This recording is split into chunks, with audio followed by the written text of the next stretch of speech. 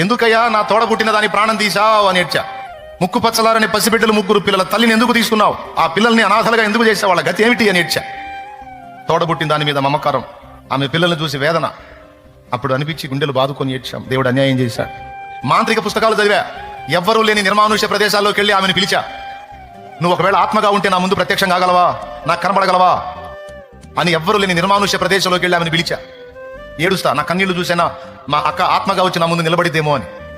కానీ అన్యాయం జరిగింది. ఎన్ని తిప్పలు పడినా ఆమె కనబడలేదు. చివరికి ఒక 3 నెలల కాలం గడిచింది. ఈ 3 నెలల్లో ఇక వెతికి వెతికి వెతికి వెతికి విసిగి వేసారి చివరికి ఒక రాత్రి నేను కూడా సద్దాం, ఈజీగా ప్రాణం పోయేది ఎట్లా, అట్లాంటి ఆలోచనలు చేసుకుంటున్న వేళ నిజదేవుడు నన్ను దర్శించటం, నేను ఆయన వైపు తిరగటం. దేవుని మందిరానికి వెళ్ళిన తర్వాత ఆత్మ అనే దాని గురించి బైబిల్లో ఆదికాండం నుంచి ప్రకటన గ్రంథం వరకు ఆత్మ ఆత్మ ఆత్మ అని ఏ ఆత్మ కోసం నేను అన్వేషించానో ఆ ఆత్మకు సంబంధించిన సబ్జెక్ట్ అంతా బైబిల్లో చూశా. అయినా సరే నాకైతే అన్యాయం జరిగింది, మా అక్క చచ్చిపోయింది, దేవుడైతే అన్యాయం చేశాడు, ఒకటే ఫీలింగ్. కానీ యేసయ్య దగ్గరికి వెళ్ళిన తర్వాత, ఆయన గురించి తెలుసుకున్న తర్వాత నాకు అర్థమైంది, దేవుడు అన్యాయస్తుడు కాదు, దేవుడు అన్యాయము చెయ్యడు. ఆయన చర్యలన్నిట సంపూర్ణ న్యాయం ఉంటుంది.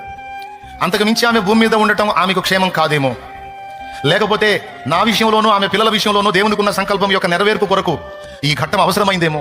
మరణం అనేది నీకు నాకు గొప్ప సంగతి కానీ దేవునికి గొప్ప సంగతి కాదు. దేవునికి నేను కనపడుతున్నాను, 2002లో కన్ను మూసిన మా అక్కయ్య కూడా కనపడతానే ఉంది. నాకు కనపడట్లేదు కనుక పోయిందే అని నేను బాధపడ్డాను. కానీ దేవుడికి ఆ చింత లేదు, ఎందుకంటే మనం పోగొట్టుకున్న వాళ్ళు ఆయన కనపడుతున్నారు, మనం కనపడుతున్నాం. కాకపోతే భూగోళం అనే ఊర్లో మనం ఉన్నాం, పరదైస్ అనే ఊర్లో వాళ్ళు ఉన్నారు, అది తేడా. ఇప్పుడు తర్వాత దేవుడు చేసిన కార్యం చూస్తే, ఆమె తోడబుట్టిన నన్ను దైవ సేవకుడిగా దేవుడు ఏర్పాటు చేశాడు. ఆమె కడుపున పుట్టిన 3 పిల్లల్ని, ఆడపిల్లతో సహా సేవకురాల్ని సేవకులను చేశాడు. ఆ 3 పిల్లల మీద దేవుని ప్రణాళిక ఉంది. కొండవీడులో పరిచయం చేస్తున్నాడు అశోక్, ఇందాక ఆన్లైన్లో ఉండి ఇందాక దాకా వెళ్ళాడు. చీరాల్లో చేస్తున్నాడు అజయ్, కీబోర్డ్ కొడతాడు కదా వాడు. అద్దంకిలో పరిచయం చేస్తున్న పాస్టర్ రవి భార్య, కూతురు, 3 సేవకులు. సో ఒక సంఘటన జరిగినప్పుడు, ఒక కార్యం జరిగినప్పుడు సహజంగానే మనం అనుకునేది ఏంటంటే, నష్టం కలిగినప్పుడు, కష్టం కలిగినప్పుడు, మరణం కలిగినప్పుడు, శ్రమ కలిగినప్పుడు, వ్యాధి కలిగినప్పుడు, బాధ కలిగినప్పుడు మనం అనుకునేది ఒకటి, ఎందుకు దేవుడు ఇలా చేశాడు, ఎందుకు ఇలా చేశాడు, ఎందుకు ఇలా చేశాడు, ఎందుకు ఇలా చేశాడు. దేవుడు అంటాడు, న్యాయమైన కారణం ఉంది, నోర్మూయి అంటాడు. ఏది చేసినా అందులో న్యాయం ఉందని నువ్వు నమ్మితే ప్రశాంతంగా ఉండు. అందులో న్యాయం ఏంటో తర్వాత నీకే అర్థమైంది.